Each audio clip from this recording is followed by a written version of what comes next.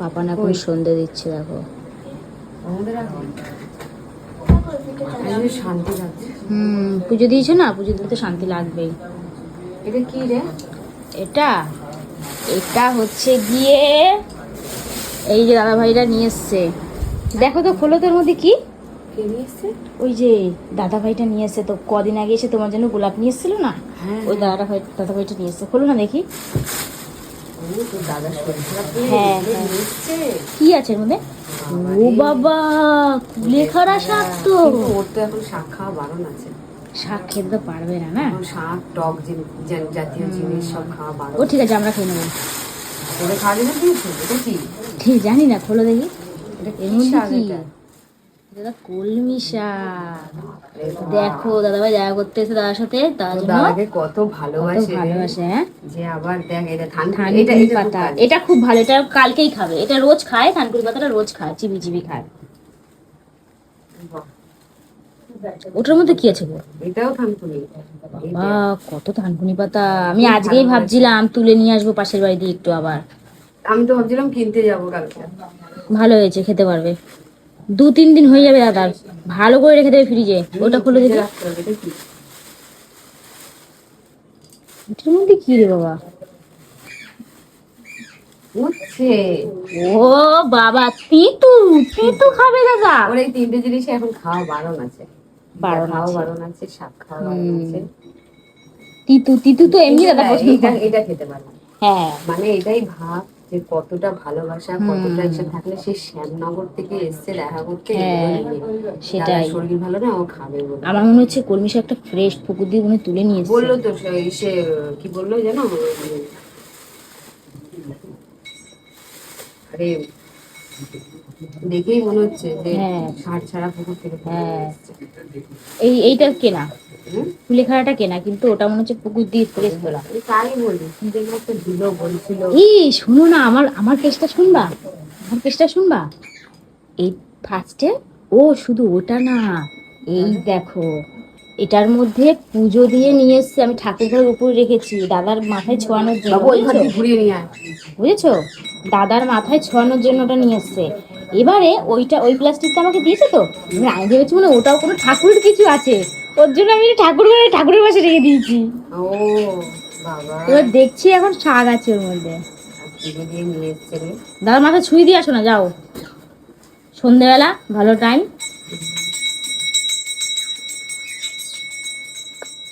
প্রসাদ দেখো। দাদা না এই ভালোবাসা গুলো না আমাকে চাইছে না, এই জন্য আমাকে বলছে আমার যেন চ্যানেলটা বন্ধ না থাকে।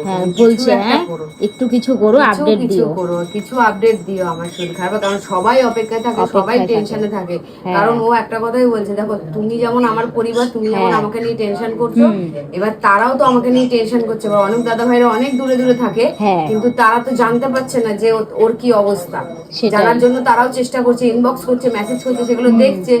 এই জন্য বলছে যে তুমি কিন্তু ওদেরকে একটু অন্ততপক্ষে আমার খবরটা দিও, যাতে তারা রিল্যাক্সে একটু থাকতে পারে। তুমি যা দাদা মাথায় ছুঁয়ে দিয়ে আসো, সন্ধ্যাবেলা ভালো সময় আছে, শুয়ে আছে দাদা, যাও। বাবা দেখ, পুজো দিয়ে দেখো, মায়ের মন্দিরে পুজো দিয়ে এগুলো অনেকেই ভাবে কি যে ফেক মনে হয়। না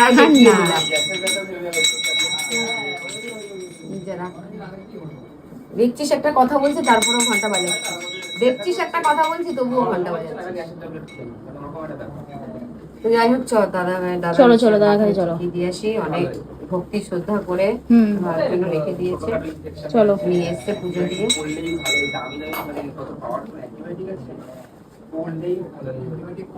চলো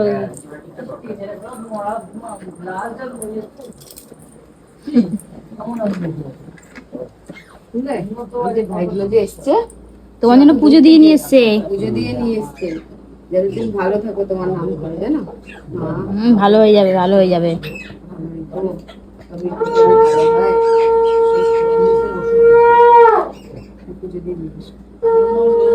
প্রসাদ নিয়ে এসছে আবার। কিন্তু তোমার তো দুধের জিনিস খাওয়া বারণ দাদার। প্রসাদটা ভাগ পরে খাবে এখানে। আমার সোনা মতো লাগে।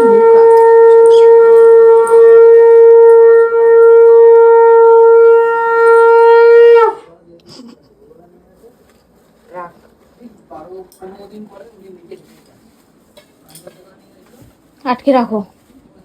ধুয়ে রাখতে হয় শঙ্খ। যাই হোক, এখানে ঠাকুর ওপর রাখতো, বাবাকে পরে দেবো। তো যাই হোক, এই ভালোবাসাটুকুই তোমাদের দাদা ভাই তোমাদের কাছ থেকে চায়, আর কিছুই চায় না। সত্যি আর কিছুই চায় না। ও এত কষ্টের মধ্যেও তবুও বলছে আমার চ্যানেলটা যেন নষ্ট না। কতটা চ্যানেলের প্রতি ভালোবাসা। শুধু দাদার এটা না, বন্ধুরাও কত ভালোবাসে দেখো। হ্যাঁ, সেটা তো তারা আপডেট অবশ্যই। পাওয়ার জন্য পাগলের মতন মানে খোঁজ মেসেজ খবর করছে, নেয়। খোঁজ খবর তাহলে নিচ্ছে, আমাকে পাচ্ছে না, তোকে খুঁজছে, তোকে না পেলে আমাদের টিয়াকে খুঁজছে, কৌশিককে, টিয়াকে না পেলে শোনো, একে। কৌশিককে বলছে, কৌশিক প্লিজ দাদার আপডেটটা অন্ততপক্ষে দিও। তাহলে তাহলে কত ভালোবাসা থাকলে। জানি, দেখ অনেকে ভাবে মানে এই সময় তো ক্যামেরা অন করে, কিন্তু এটা আমাদের একটা পরিবার। আমি যদি আমার ননদ, দিদি, মামা, দাদা, ভাই, বোনদের ফোন করে জানাতে পারি যে ও এখন ভালো আছে বা ও খারাপ আছে বা ওকে নিয়ে ডাক্তারখানায় যাচ্ছি, তা সেটা এই বড় এত বড় পরিবারের মানুষগুলো তারা চাইছে জানতে, তাহলে তাদেরকে জানালেই দোষ হয়ে 100 যায়। বারই জানাবো আমরা, 100 বার জানাবো। তার জানালেই দোষ হয়ে যায়। এমন তো নয় যে তোর দাদার খুব মানে একটা খুব খারাপ ব্যাপার ফোন করে, সেটা তো না। মানুষের শরীর মানে রোগ হবেই। এবার রোগটা কি হয়েছে, কেন চ্যানেল বন্ধ থাকছে, কেন ভিডিও আসছে না মিঠুনদার, সবারই জানার ইচ্ছা করছে, সবাই কমেন্ট করছে, সবাই বলছে, তা সেটা তো জানানোর দায়িত্ব আমার আছে। একদম ওইটুখানি জানাচ্ছি। এটা তো মানুষের জ্বালা, এই সময়ও ক্যামেরা অন করছে। আরে ছাড়ো না, কিছু কিছু মানুষ তো এরকম থাকবেই। আর যখন ভালো যদি না লাগে, আমাকে যখন পোষায় না বা আমার চলাফেরা আদব কায়দা যদি না ভালো লাগে, তাহলে ভাই আমাকে দেখে কেন? ও দেখে খুঁচাইতে দেখে। যাদের ভালো লাগে তারা দেখবে, যারা ভালোবাসে তারাই আসবে। এই যে এসছে এত দূর থেকে, এমনি এমনি তো আর আসেনি কেউ কারোর জন্য। আজ পর্যন্ত কেউ কারোর জন্য এমনিতে কিছু করে না। ভালোবাসাটা আছে বলেই অত দূর থেকে শ্যামনগর, তারপরে ও এসছে মনে হয় এসে কি বারুইপুর থেকে, অত দূর থেকে সকালবেলা কজন আসলো? 4 জন আসলো। তাহলে ওকে দেখতে। আর এই যে জিনিসটা, এটা কিন্তু কোনো গিফট না, এটা হচ্ছে তার শরীরের জন্য, তার ভালোর জন্য।